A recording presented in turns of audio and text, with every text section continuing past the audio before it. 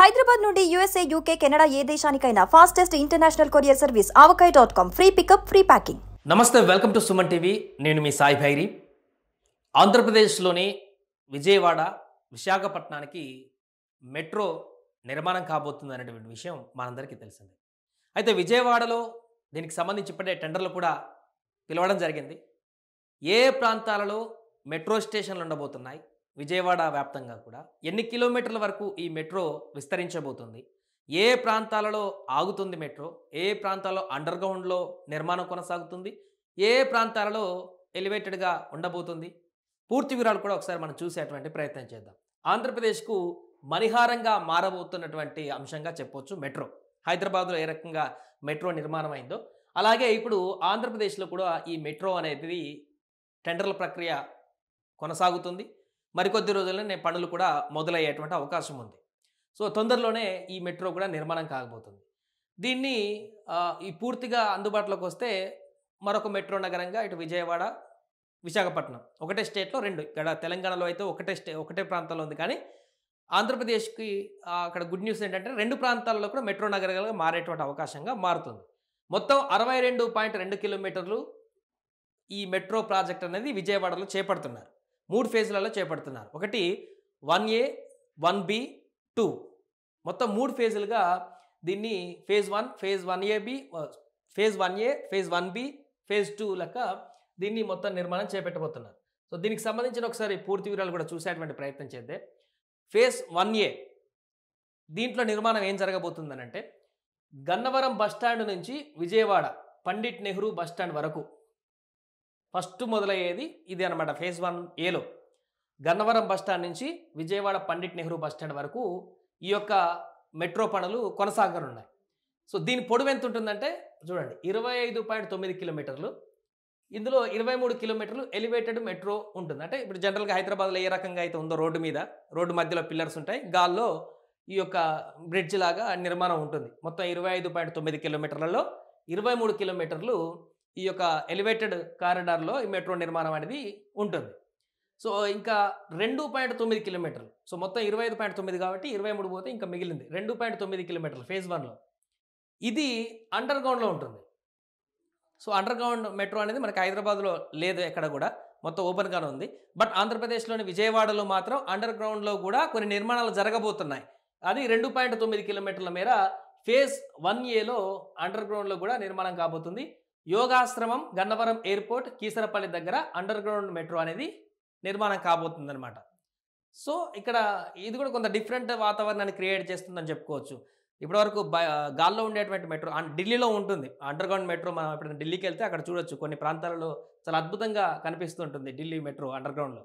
ఇక phase 1A route, so phase 1 అయిపోయింది కదా, 29.9 కిలోమీటర్లు. ఇక ఫేజ్ 1A రూట్ స్టాప్స్, ఈ యొక్క స్టాప్స్ చూద్దాం ఎక్కడెక్కడ ఏంటనేది.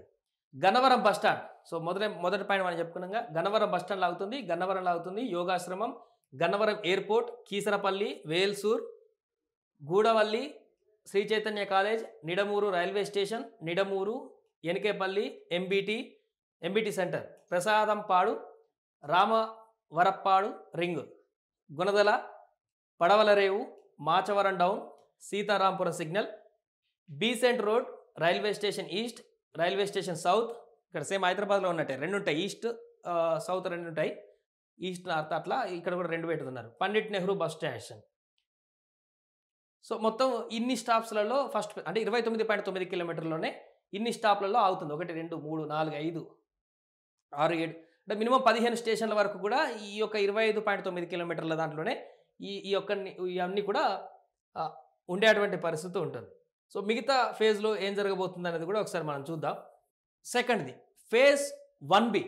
ఫేజ్ 1Bలో ఇక్కడ విజయవాడ పండిట్ నెహ్రూ బస్టాండ్ నుంచి పనమలూరు వరకు ఉంటుంది. దీని పొడవు 12.5 కిలోమీటర్లు. సో ఫేజ్ 1Aలో 25.6 కిలోమీటర్లు, 9 కిలోమీటర్లు ఉంటే ఫేజ్ 1Bలో 12.9 కిలోమీటర్లు రోడ్డు ఈ మెట్రో నిర్మాణం అనేది ఫేజ్ 1Bలో కొనసాగుతుంది. మొత్తం ఎలివేటెడ్ కారిడార్, భూగర్భం ఏం లేదు.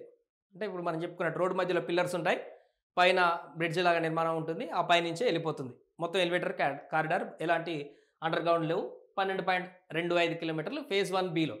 ఇక ఫేజ్ 1A రూట్స్ చూస్తే, అదే బి రూట్స్ చూస్తే Pandit Nehru bus stand, Victoria museum, municipal stadium, Tikkle road, Benz circle, Autonagar, Ashok Nagar, Krishnanagar, Kanuru centre, Tadigadapa, Poranki, Penamaluru వరకు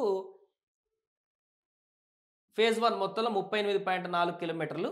సో ఈ యొక్క స్టాప్స్ అనేవి కూడా మొత్తం ఓవరాల్గా ఈ నిర్మాణంలో మనకు కనిపిస్తూ ఉంటాయి.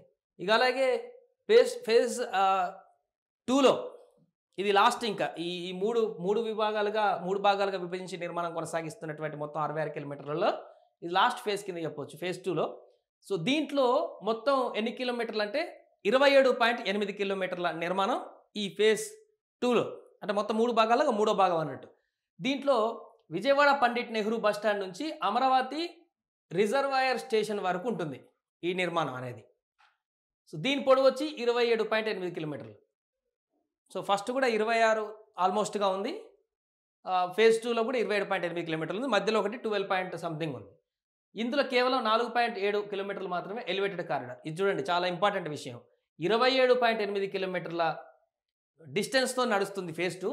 దీంట్లో కేవలం 4.7 కిలోమీటర్లు మాత్రమే ఎలివేటెడ్ కారిడార్. అంటే రోడ్డు మధ్యలో పిల్లర్లు వేసి పైన గాల్లో ఉండేటువంటి రైల్వే స్టేషన్ కేవలం 4.7. మిగతా 23.1 కిలోమీటర్లు మొత్తం కూడా అండర్ గ్రౌండ్, భూగర్భంలో నుంచి. అంటే బయట కనిపించదు అసలు, బయట జనానికి కూడా ఎవరికి తెలియదు. అంత అండర్ గ్రౌండ్లో నుంచే ఈ రైల్వే మార్గం అంతా కూడా ఉంటుంది. అంటే బస్ స్టాండ్ నుంచి అమరావతిలోకి ఎంట్రీ అయ్యే వరకు ఎలివేటెడ్ కారిడార్ ఉంటుంది. అమరావతిలోని మొత్తం అండర్ గ్రౌండ్ కారిడార్. ఫేజ్ 2లో కృష్ణానది మీద బ్రిడ్జిని కూడా నిర్మించవలసి ఉంటుంది. సో దీని రూట్స్ చూస్తే phase 2 routes Vijayawada Pandit Nehru bus station, Mahanadu, Krishna canal junction, Polkampadu, Undavalli centre, Undavalli, Venkatapalem పశ్చిమం, తూర్పు 2 ఇచ్చారు, Tallayapalem, Mandadam, Uddandarayunipalem, Lingayapalem, the square station, centre park station, ceremonial space centre, assembly station, FG station, GH station, Amaravati reservoir station.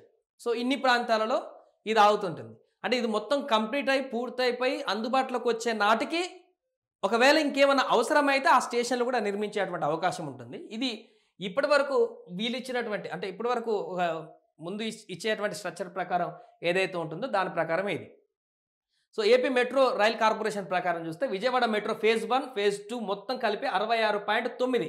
Phase 1లో AB 2 ఉన్నాయి, మొత్తం 3 పార్ట్లు, 66.2 కిలోమీటర్లు. ప్రస్తుతం దీంట్లో ఫేజ్ 1 మీద ముందుకు వెళ్ళనుంది ప్రభుత్వం. దీనికోసం 10,118 కోట్ల అంచనా వ్యయంతో ప్రాజెక్టును టెండర్లు పిలిచింది ఆల్రెడీ గత కొద్ది రోజుల క్రితమే.